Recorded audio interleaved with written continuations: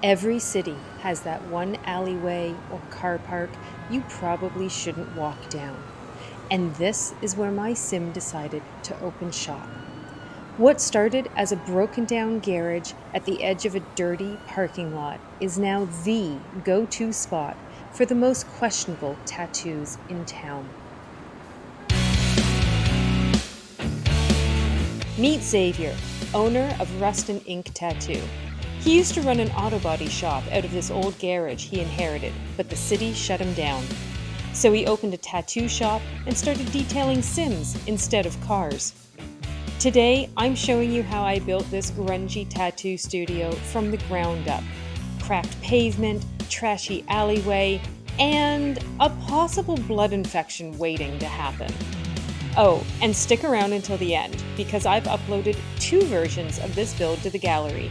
One for your residential small business sims, and one full small business venue lot or community lot ready to drop straight into your world. Hi everyone, and welcome back to the channel. Not only am I sharing a new build with you today, I'm super excited to try out a new video format, which I really hope you will enjoy. I originally built this grungy tattoo garage studio in my forever world, but then decided to expand on it, turning it into its own lot. I'm using the 20 by 20 inked inlet lot in Nordhaven, but this build would work equally well in San Myshuno, Moonwood Mills, Evergreen Harbor, or Copperdale. It is available on the gallery under my EAID, which is hashtag Higahaven. That's HYGGEHAVEN. And that information is also available in this description down below. I really wanted this lot to feel alive, like the kind of place where you'd second guess getting a tattoo, but you do it anyway.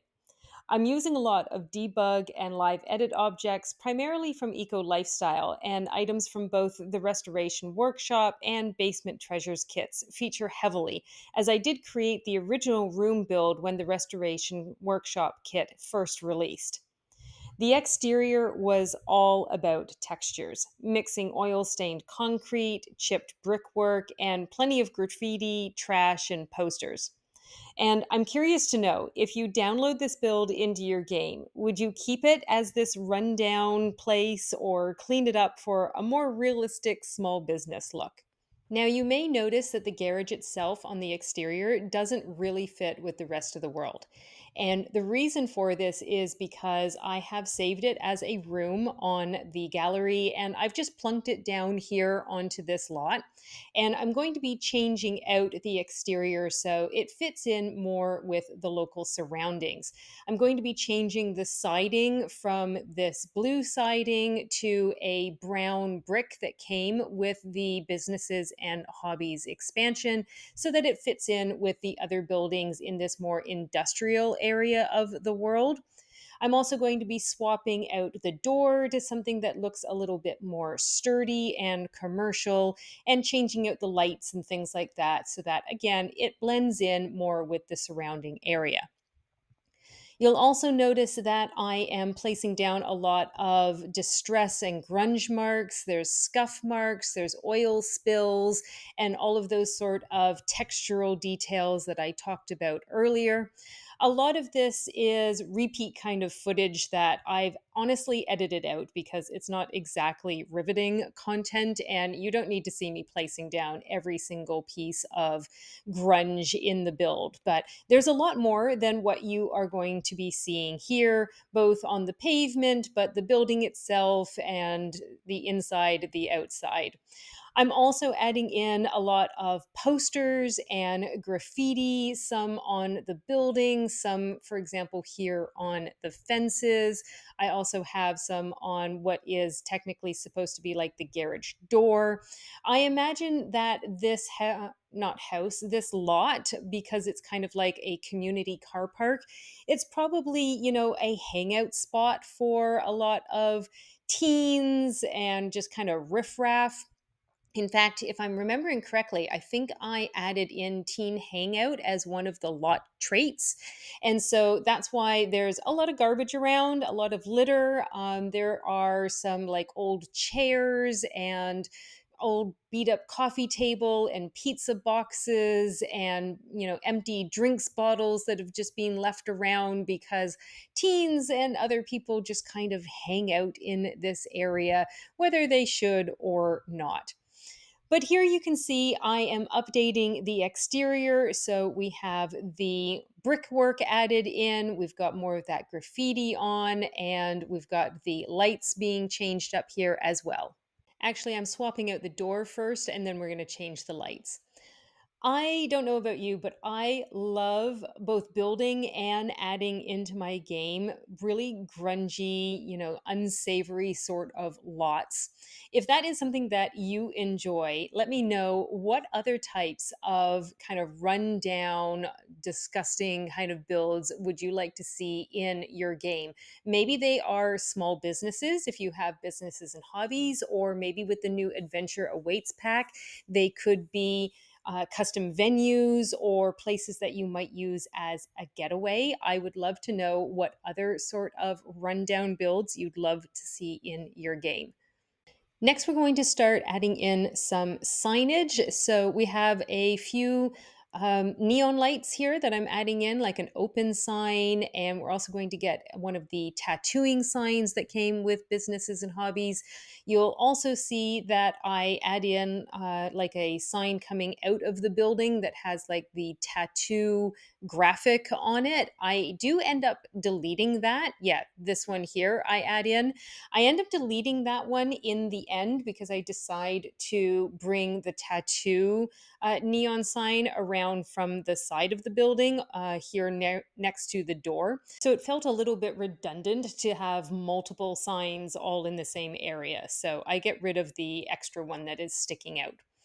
And now we're going to work on the rooftop. So I'm adding in a very, very short half wall here. And of course, nowhere in this build is exempt from grunge and grime, and that includes the rooftop as well. We're going to be adding some stains and marks and all of that other good stuff to give it a little bit more character and personality here as well.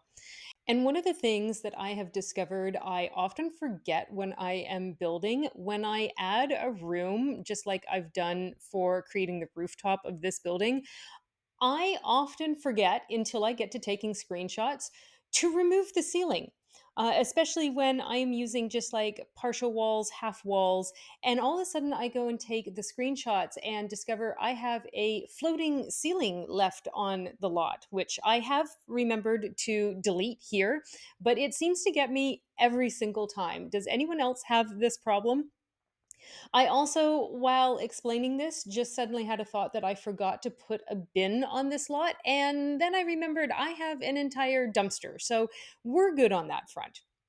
So now I am using a lot of the basement treasures items here to add in a little bit more clutter and trash and character, dare I say, to the lot. So we have like the old disassembled heart bed at the back, which I absolutely love. I've put in, some old derelict chairs. I'm going to put in the coffee table. And right now we're just distressing more of the building with, some of the brickwork that is falling apart. But with the exception of a few final finishing touches, we are basically finished the exterior of this build, and we are going to next be doing a first person walkthrough of the interior. So, the moment you've been waiting for, and here we are, standing outside, Rust and Tattoo. Are you ready to go inside? So when you first come in, it just looks like a regular run-of-the-mill garage. Got some electrical paneling here. We've got a hot water pump heater at the back, old sink, some newspapers on the floor. We've got an old trestle table here with various tools, boxes, stuff just kind of left out, half worked on. Some coffee just sat out, who knows how long. There's sawdust, there's stains, there's goodness knows what. on the floor. And yes, I know the curtains are a little bit of an oddity. I imagine Xavier's mom had sewn those for when his dad originally owned this place, and Xavier just never saw fit to take them down or change them out. They're probably pretty moth-eaten, to be honest with you. We've got a burglar alarm and a thermostat, so, we're not completely, feral. There is a fire extinguisher as well. And then here is where we start coming into tattoo shop portion. So here we have one of Xavier's old tool caddies, which has been retrofitted now with some supplies. He also has over here some partially drunk mugs of coffee. There is a digital sketch pad up on the larger toolbox here. And then on this smaller one, we've got some tattooing inks, his water bottle. The bucket on the floor is functional actually as a chair, just cool to know that as well. And then here we have what is passable, I suppose, as a waiting room. An old sofa that he's probably dragged out of a dumpster or that was left in his parents' basement that he took with him when he moved out. Some storage, some old boxes of memorabilia, cracked lamps, and so forth. He does have some really nice Viking artwork up on the wall. I imagine he painted that himself, so that's probably a new addition. And then over this way, behind the divider screen that we saw when in, is where I don't know if you can call it magic happens, but where something happens, I guess. We have a very old, gross tattooing table here. I don't want to know where he got this from. I can only hope that he has washed it, but apparently those stains are pretty permanent.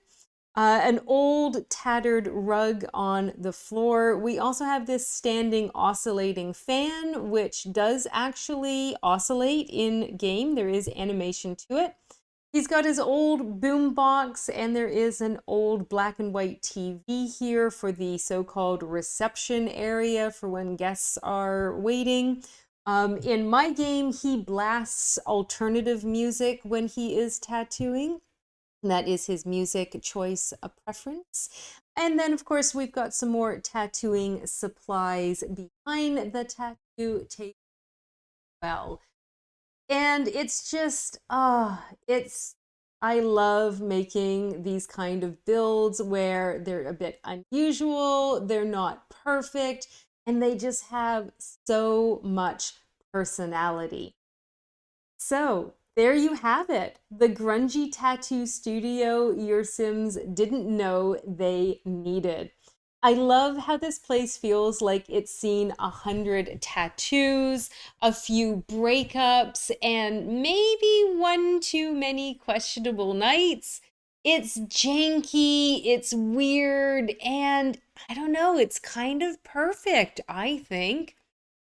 If you want to add this build to your game, as I have said before, it is available on the gallery. You can find it using my EA ID, which is once again hashtag Hyggehaven. That's HYGGEHAVEN. And if you enjoyed this tour, please like the video. It helps it to get to more interested simmers such as yourself. And I would also really love to know if you enjoyed this new format for the video. And if you're interested in any other build ideas that I've done, you might like this fun bicycle retail shop as well. So be sure to check that out. Thanks so much for watching and have a lovely day.